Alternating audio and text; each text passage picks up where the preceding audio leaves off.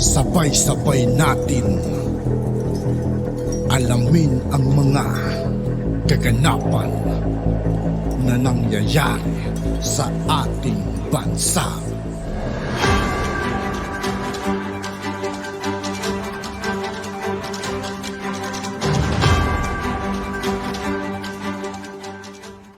Yo, what's up mga kaibigan? This is I2K po again. Ngayon nandito naman ulit tayo sa channel ni Pinas Trending Now TV. Dito naman ulit tayo magbibigay ng komento at reaksyon. Kaya samahan nyo ako guys. Let's go! Oh my goodness! Hindi ko in-expect eh. Unahin natin itong isa. Dito ko rin lang papakita sa tablet ko ha. Nakita nyo na ba itong balita na to? Nakita nyo na to? Ay baliktad, ba't nakabaliktad? Di ba basta yan, sa Inquirer guys. Baliktad sa inyo eh. Hindi ko lang bakit baliktad sa inyo. Pero, babasahin ko na lang ha. Basahin ko na lang. Muntinlupa Court. Ito na. Ready na ba kayo guys? At sabi, Muntinlupa Court allows De Lima to post bail. Ayan na nga ba sinasabi natin? Pinayagan na mag-bail si Laila De Lima, mga kutsero. Diyos ko! Alam nyo ba ang implications ito, mga kutsero? Alam nyo ba ang implications nito? Ang implications nito, mga kutsero, humina na yung kaso ng DOJ. Bayan, teka lang. Humina na yung kaso ng DOJ, guys. Pinayagan na ng judge eh. Pinayagan na ng judge. So, ibig sabihin, usually naman, hindi nakakapag-post ng bail, lalo if the evidence is strong. Kung yung ebidensya, yung evidence of guilt is strong, yan, hindi yan magpa-file lang hindi ka bibigyan ng bail, lalo na non-bailable yung kaso, tulad nung kay De Lima. But, life would have it, as life would have it, ato nang naganap. Oh my goodness. Kamusta ba kayo dyan, guys? Ay, my goodness. Hindi natin alam kung bakit nagkaganito. Ay, nakabasahin natin balita. Ito yung balita binabasa ko diretso sa dyaryo. Baka kasi sabihin nyo, nag-iimbento ng balita si Kun Jared. Maraming ganyan ngayon eh. Maraming mga epal ngayon na ganyan eh. Game. Ito yung balita ni Inquirer. Muntinlupa Court allows De Lima to post bail. Ang sumulat si Tech Torres Tupas ng INQ. Okay, may picture pa ni De Lima. Ito pong balita.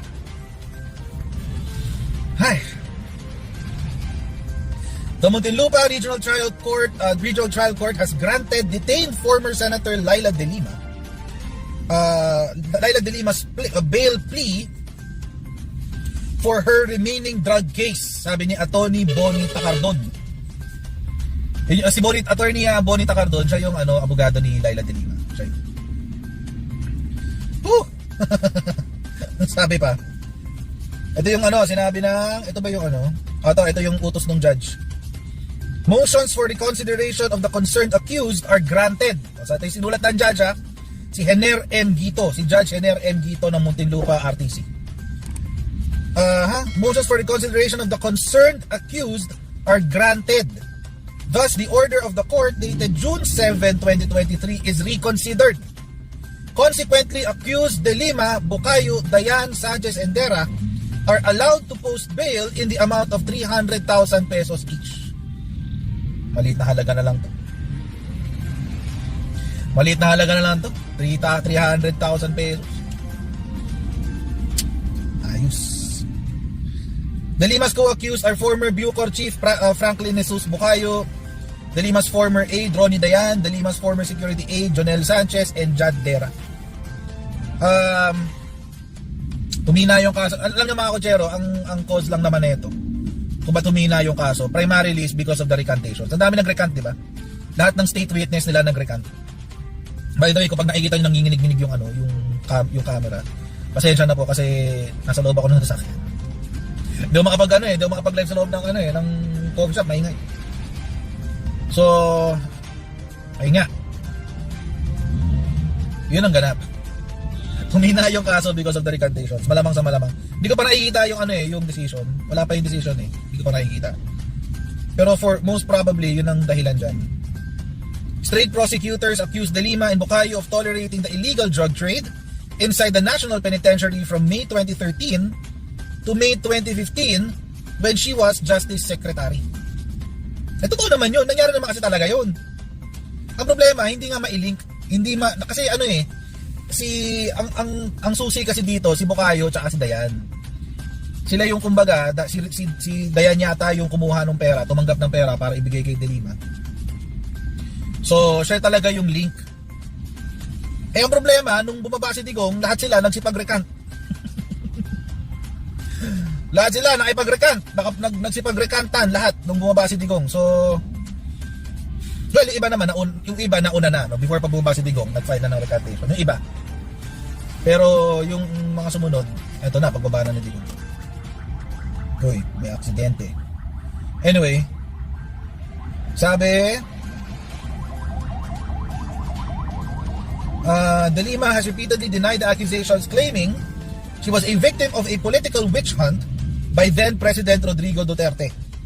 So said she earned the ire of Duterte due to her vocal stance against his administration's bloody crackdown on illegal drugs and human rights violations. 3 drug charges have been filed against De Lima, and she already won 2 through demurrer of evidence in February 2021, and the other through lack of merit of prosecution's case in May this year. And De Lima has been in detention camp at Krames since February 2017. Yan ang sinasabi natin. Yan ang sinasabi natin, mga kotsero. Sabi ni Raiden Shogun, baka si Delulu De Lima ang trade for US weapons. I doubt. I don't think it will work like that. I don't think it will work like that. Malabo eh. Kumbaga masyadong malayo. Wala naman tayong paki kay De Lima. Wala naman paki ang US kay De Lima. As far as propaganda is concerned, doon lang siya may pakinabang. So, it's pointless kung tatanggalin mo siya sa kulungan kasi mawawala yung value niya. Kasi yung value niya is only for propaganda eh. So, kapag tinanggal mo siya sa kulungan, hindi mas lalong wala siyang silbi. So, yun. Tingnan natin yung mga responses ng mga kaibigan nila. Tingnan natin. Nag-comment na ba si Lailad, si Lisa Ontiveros? Tingnan si Ontiveros. Tingnan natin may ibang balita. Baka may iba pang balita to. Ayan o, tuwa si Rappler yan. Uy, baka si Rappler. Ito yung picture. Galing nga kay Rappler. Happy. Sabi, Laila De Lima's lawyers and friends give the former senator hugs of comfort as she breaks down upon hearing the court's decision. This decision sets in motion Laila De Lima's freedom after almost 7 years in detention. Tingnan natin yung drama. Baka may dito, drama dito ang konti. Uy, ayoko ng comment section. Tanggalin natin yung comment section. Ay, naka-livestream pala. Ano siya? Ay, ano ba yan? Yung drama. Tonight, love dinner tonight. Pumasok na ba? Pumasok na yung tonight. Before, after ako. Yun o.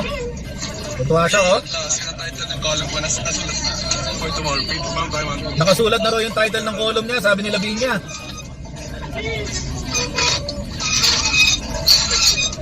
Grabe. Selfie daw, sabi ni Lavinia.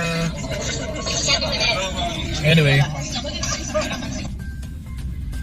Si Lavinia is all over the place, no? Lahat ng kaso na pro Dilaw, nando siya, no?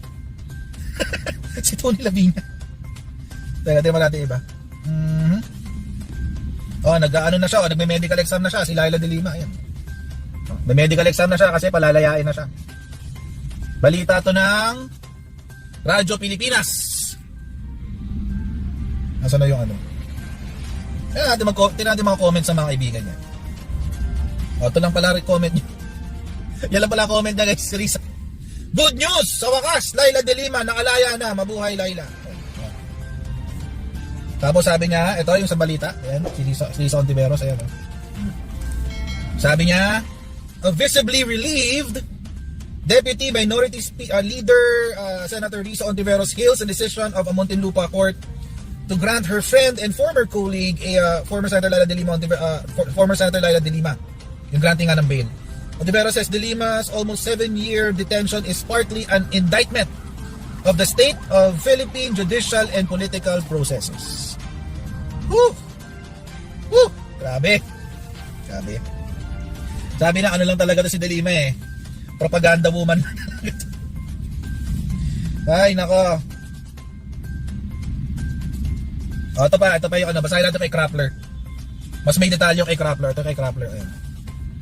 Dahil De Lima gets bail, freedom is soon, sabi niya.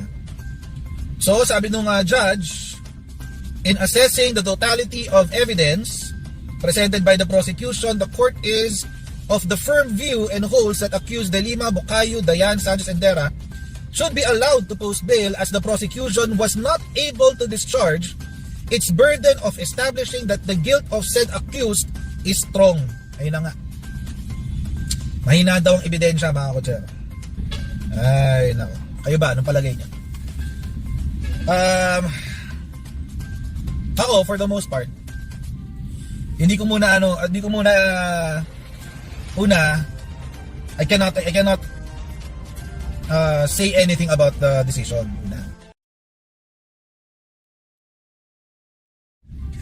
At yun nga po mga kaibigan, dito po nagtatapos ang ating reaction video. Muli ako po si I2K ng Sundalo ng Tunggalo.